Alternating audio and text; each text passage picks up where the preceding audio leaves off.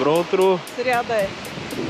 Ще ходим до един остров, се гмуркаме и ще ловим риба. Идваме на спортен риболов и ще фанаме най-голямата риба. Тон. Тон, да. Половин тон. Плажът е уникален.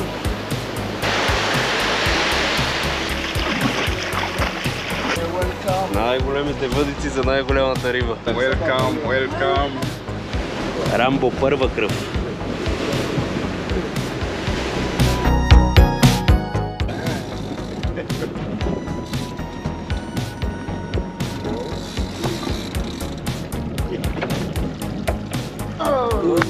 Като хвърляне, кило и половина.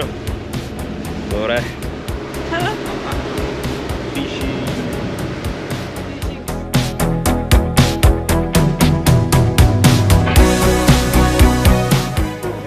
Ей, тягала.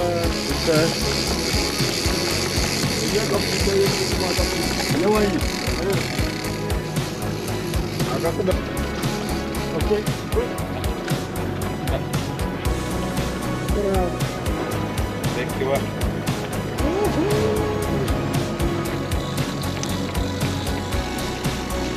Дигай го. О, миличката. Я пак я слушам.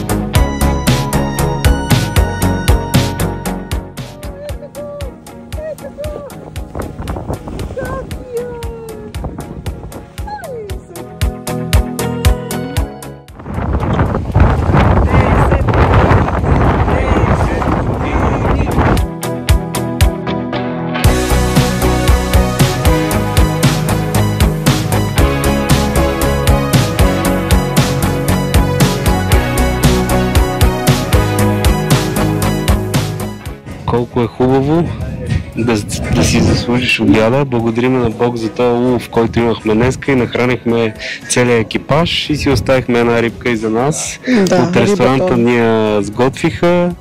Изглежда много добре и много вкусно. Нямам търпение да я пробваме. Това е рибатон с пънче отдолу, авокадо, а пък това е пак филето от рибатон с как се казваха тия? Каперси. Каперси и отгоре с едно сосче, зехтин и още нещо, малко домаче, обаче направо уникално. Може ли да покажа? Вижте колко тънко е нарязано филенцето. Ето. Вау. Да. А вкусът е невероятен, такова нещо. Дай да видим колко е невероятен. Ми вилицата ти е там. Добре. Моето любовче да си го нахраним. Я да видим. Пресна рибка. Фаната преди около 2 часа.